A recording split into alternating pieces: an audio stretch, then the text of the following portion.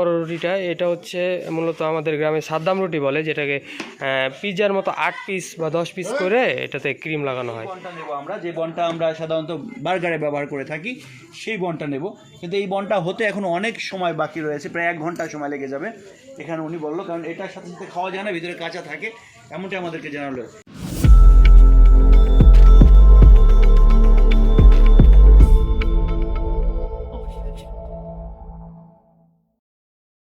আসসালামু আলাইকুম, cooking studio by Zahid YouTube চ্যানেলের পক্ষ থেকে আপনাদের জানাচ্ছি শুভেচ্ছা। আজকে আসছি শেখারনগর বেকারিতে এবং এখানে দেখতে পাচ্ছি যে বিভিন্ন রকমের বেকারি আইটেম যেগুলো রয়েছে, রুটি এবং এখানে এটাকে কি বলে, বার্গার বান। আচ্ছা, বার্গার বান, বিভিন্ন রকমের রুটিগুলো এখানে তৈরি করা হচ্ছে আর বেকিংয়ের জন্য এই ওভেনে দেওয়া হচ্ছে। এটাকে কি বলেন আপনারা? এই ওভেনটা কিন্তু আপনারা কি বলেন? ওভেনটারে চুলা। হ্যাঁ, চুলা। আচ্ছা, চুলায় দেওয়া হচ্ছে এবং এখান থেকে তন্দুল। আচ্ছা, আর এখান থেকে এই যে আপনারা দেখতে পাচ্ছেন, এই যে এই এত বড় রুটিটা, এটা হচ্ছে মূলত আমাদের গ্রামে সাদ্দাম রুটি বলে, যেটাকে পিৎজার মতো 8 পিস বা 10 পিস করে এটাতে ক্রিম লাগানো হয়, সাইড দিয়ে ক্রিম লাগানো হয়। আর এটারে কি বলে এটারে মামা? সিগারেট বাড়িতে খেয়ে আসেন, যান। ঠিক আছে, পরে আসেন, খেয়ে আসেন। মামা এটাকে কি বলে, কি রুটি এটা? পপ রুটি। আচ্ছা, সুন্দর দেখতে, খুব সুন্দর দেখতে পাচ্ছেন যে খুব সুন্দর। কাছ থেকে দেখো, সমস্যা সুন্দর আছে। পপ রুটির ভিতরে কি আছে, এটা কি মিক্স করেছে?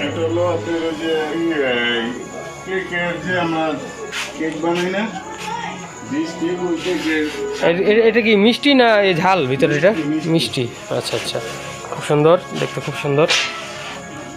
সো আসছিলাম আমাদের সাংবাদিক ভাই আরফিউর রহমানের সাথে, আর আসছিলাম হচ্ছে বিশেষ একটি কারণে, পোড়া মুরগি যেটা আমরা গ্রিল বলি সেটা নেওয়ার জন্য, এবং যেহেতু নান পাওয়া যাচ্ছিল না সেক্ষেত্রে আমরা এখান থেকে এই রুটিটা এখান থেকে নিব, আর আমরা নান হিসেবে আমরা এখান থেকে এটা খাবো মুরগি দিয়ে। আমি যদি দেখাতে চাই আপনাদেরকে যে আমরা দুটো মুরগি নিয়েছি, দুটো আস্ত মুরগি যেটাকে বলে, দুটো আস্ত মুরগি নিয়েছি। বিভ্রান্তির মধ্যে পড়েছিলাম তখনই, যখন দেখলাম যে নান দিতে পারছে না দোকানদার, তো কোথায় যাবো? উপস্থিতভাবে এই বুদ্ধি মাথায় আসলো যে নিশ্চয়ই বেকারিতে ভালো কিছু পাওয়া যায়, ভালো রুটি বন পাওয়া যায়। তো আমরা, আমাদের প্রথম চয়েস ছিল যে এই বনটা নেব আমরা, যে বনটা আমরা সাধারণত বার্গারে ব্যবহার করে থাকি সেই বনটা নেব, কিন্তু এই বনটা হতে এখন অনেক সময় বাকি রয়েছে, প্রায় 1 ঘন্টা সময় লেগে যাবে এখানে উনি বললো, কারণ এটার সাথে সাথে খাওয়া যায় না, ভিতরে কাঁচা থাকে, এমনটাই আমাদেরকে জানালো। সেই ক্ষেত্রে আমরা চুজ করলাম এই রুটিটা, যেটা আমরা এখন নিতে যাচ্ছি। রুটিটা খুব সফট।